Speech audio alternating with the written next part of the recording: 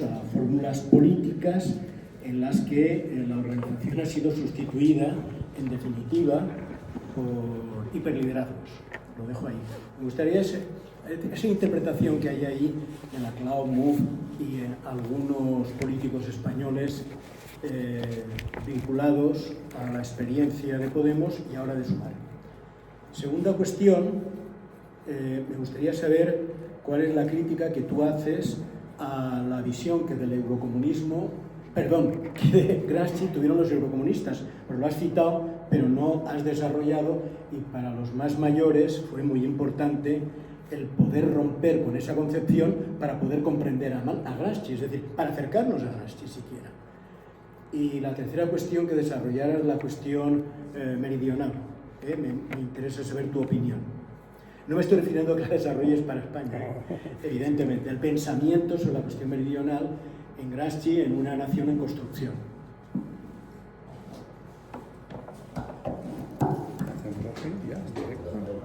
Sí. Bueno, hacerme estas preguntas es correr un riesgo, porque tengo escasas virtudes, pero la de la brevedad y la concisión no es la que, en fin, por desgracia, en la próxima reencarnación pediré ser conciso y concreto, pero de momento a esta edad ya no. En fin, son los tres temas que has planteado son los tres temas que me llevaron a mí en el 18 a hacer esa antología de textos gramscianos y luego publicar La cuestión meridional y junto con unos compañeros en Cataluña formar la Associació d'Estudis Gramscians de Cataluña. En fin, empecemos por la difusión. En los años 70, cuando el fracaso de Chile, el golpe de Estado, el fracaso de la idea de una vía pacífica y democrática al socialismo, que tenía el déficit de considerar democracia al régimen liberal representativo, en fin, llevó al Partido Comunista Italiano, que había llegado a tener casi el 30% de los votos, llegó a Berlinguer a plantear una política que luego se demostró catastrófica, que fue la del compromiso histórico. Es decir, no podemos cambiar la sociedad italiana si no nos aliamos con la democracia cristiana, cosa en la que había una reflexión interesante, pero la conclusión era catastrófica. En fin, la política era catastrófica. Es verdad que una parte de la sociedad italiana era católica y una parte de esa sociedad italiana era católica progresista, incluso de izquierdas. Había mucho sindicalista cristiano, en fin, era esa época. De eso se saca tenemos Gladio, queremos llegar al gobierno, si no nos aliamos con la... Luego Berlinguer, en sus últimos textos, es en parte autocrítico con eso. No todo lo necesario, pero hace una reflexión porque eso también fracasó, ¿no? Entonces, paralelamente a esto, se quiso desnaturalizar, renunciar al legado de Lenin y sobre todo al tema del Estado. La vía fue rescatar una parte de Gramsci. Hay grandes gramsciólogos de esa época que no hacen esto.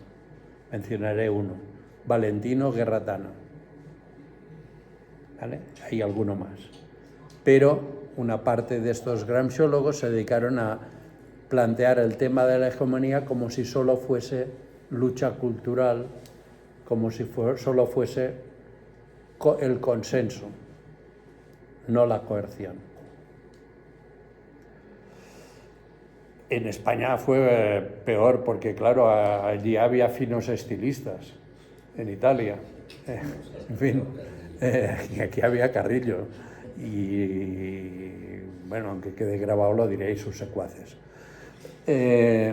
Bueno, etimológicamente secuaz solo quiere decir seguidor, tampoco se suele utilizar mal, pero yo, en fin, quiero atenerme al diccionario de la RAE, ¿no?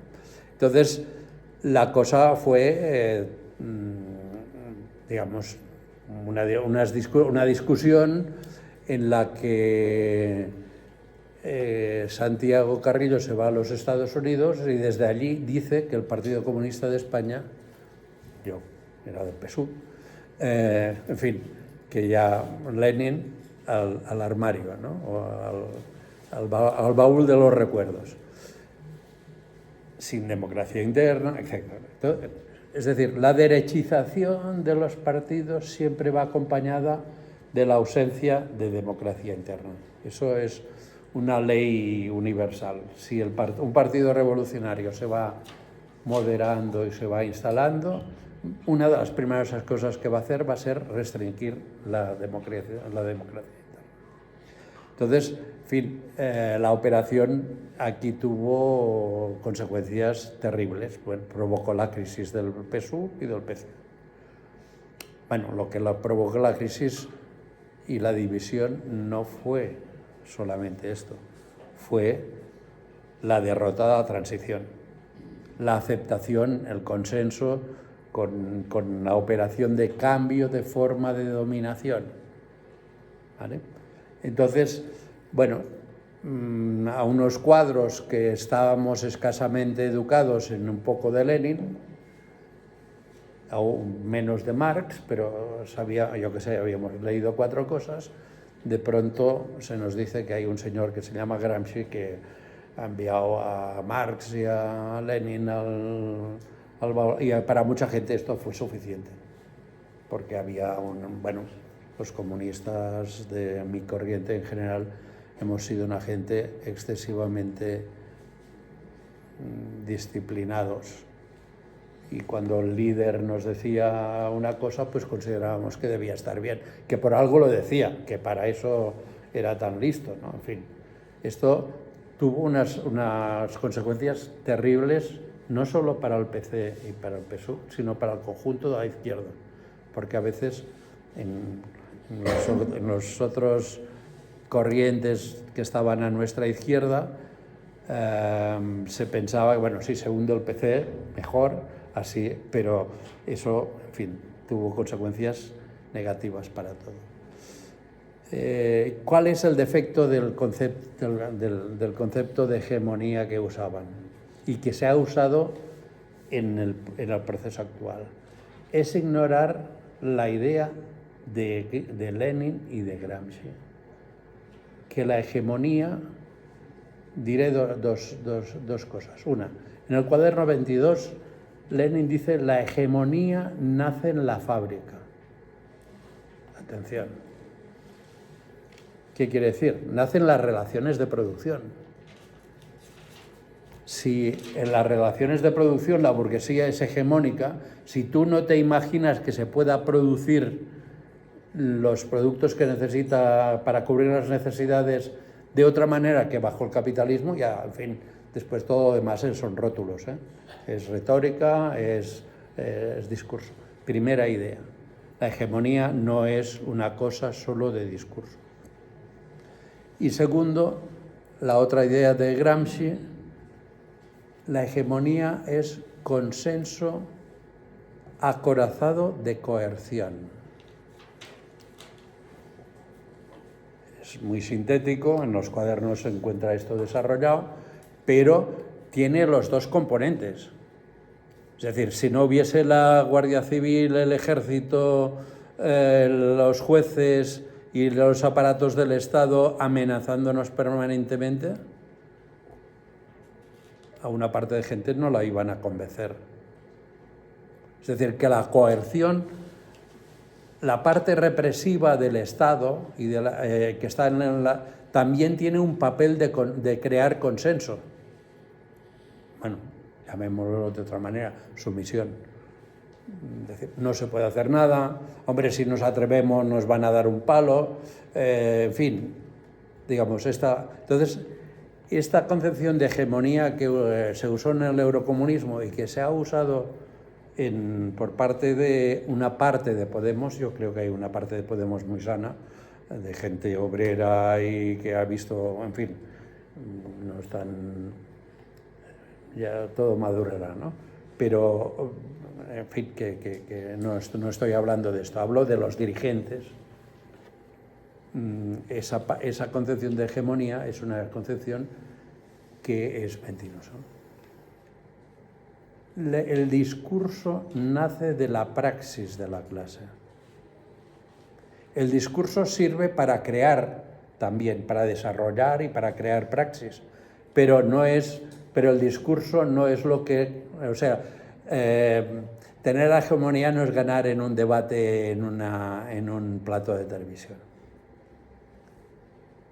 La hegemonía es algo bastante más serio. Y, por tanto, recuperar a Gramsci y recuperar los textos de Lenin nos puede ser útil hoy, aunque parezcan debates del año, como decimos en Cataluña, del año de la picó, ¿no? Claro, que aunque parezca una cosa así para eruditos, para frikis que están todo el día allí, todos, en fin, puede tener una utilidad. Porque si tenemos de construir una alternativa a la sociedad capitalista, si nos proponemos superar el capitalismo, no solo lo haremos convenciendo a la gente que el capitalismo es malo. Tendremos de construir los organismos de clase, tendremos de construir la independencia y la autonomía de la clase, y tendremos de construir las alianzas, porque ahora también hay unos compañeros que están todo el día diciendo que van a construir la autonomía de la clase y la independencia de la clase, pero que lo de las alianzas sociales, por lo visto, para ellos no existe. Es una pena, porque hay gente muy interesante, ¿no? Pero una clase que es autónoma e independiente sabe que para conquistar la hegemonía en la sociedad tiene que construir alianzas, y no hablo de las alianzas electorales, que quizá también, alianzas de carácter social, ¿vale? Y ya llevo 12 minutos y queda la cuestión meridional. El libro vale 14 euros. Bueno, no sé si en castellano es un poco más caro porque le metimos más cosillas. Gramsci es útil para mí me ha resultado útil, a lo mejor bueno, yo he visto, cuando he publicado cosillas al respecto, críticas por parte de gente muy españolista y muy respetuosa del Estado español, ¿no? Es muy útil para entender qué proceso llevó en el siglo XIX y XX a la construcción de los estados modernos. Parte en esa reflexión sobre la experiencia italiana, pero construye una cierta idea para el resto de Europa. En el caso de Italia, la llamada unidad italiana y el Risorgimento, porque era de la época gloriosa del Imperio romano, ¿no? Entonces Italia iba a resurgir, ¿no? En fin, es la conquista del sur por parte del norte industrial. Una conquista que se hace con métodos coloniales e imperialistas, con masacres de campesinos, y que se viste con... Entonces, Gramsci reflexiona sobre esto entroncando con un grupo de gente de izquierdas que eran meridionalistas. ¿Vale? Intenta vincular a estos meridionalistas a la construcción, a la política del Partido Comunista, ¿no? ¿En qué consiste esto? Bueno, pues cuando en 1861 se reúne el primer Parlamento italiano, la mano derecha del rey, la mano derecha del rey era Cavour, la mano derecha de Cavour era D'Azeglio, hace un discurso diciendo: hemos hecho Italia, ahora tenemos de hacer a los italianos. Porque no existía la nación italiana. Incluso hoy, cuando si vas a Nápoles, si es un discurso político, más o menos lo entiendes, ¿no? En fin. Pero como te sientes a tomar algo con los compañeros y con los camaradas, no los entiendes. En Roma tampoco. En fin, esa construcción de este Estado significó que la parte más rica del Mediterráneo, que era el reino de las dos Sicilias, pasó a empobrecerse terriblemente, a ser el subdesarrollado, ¿no? Entonces, ese proceso de construcción en Alemania tiene un parecido con el papel de Prusia. El Piamonte juega el papel de vanguardia, de territorio, que es el núcleo de la unidad. Pues en Alemania es Prusia en competencia con Baviera. Ahora Baviera está ganando a Prusia, pero en aquel momento era así, ¿no? Y en el caso de España pues sería aplicable, ¿no? Entonces, en el texto 70 páginas solo, estoy diciendo todo el rato en publicidad, no os leáis el resto del libro, 70 páginas de Gramsci, explica cómo esa hegemonía conseguida con las armas también tiene su papel importante el discurso, los intelectuales, la formación, la estructuración de la sociedad que se hace, ¿no? Entonces, a mí me pareció, y el papel importantísimo de la idea de que en un Estado pueden haber colonias interiores. Siempre pensamos en colonia como lo que en un Estado pueden haber relaciones coloniales. Y en un Estado, y que si la clase obrera no supera su corporativismo y comprende al mundo campesino, está condenada a perder todas las revoluciones. O sea, en estas 70 páginas encuentras sintetizadas, claro, con muchas referencias italianas, pero no os preocupéis, ya hemos puesto las notas abajo cuando sale un nombre italiano, ¿qué quiere decir? Se entiende esta dinámica de la construcción del Estado, ¿no? Los Estados no están ahí, no son eternos, se construyen y se forman. Quizá la pervivencia del carácter plurinacional dentro del Estado español podría ser, algunos elementos de esto podrían también servir para pensar esto. 18 minutos, en fin. Si me provocáis. Esto hay gente que lo dice en 5 minutos, pero bueno.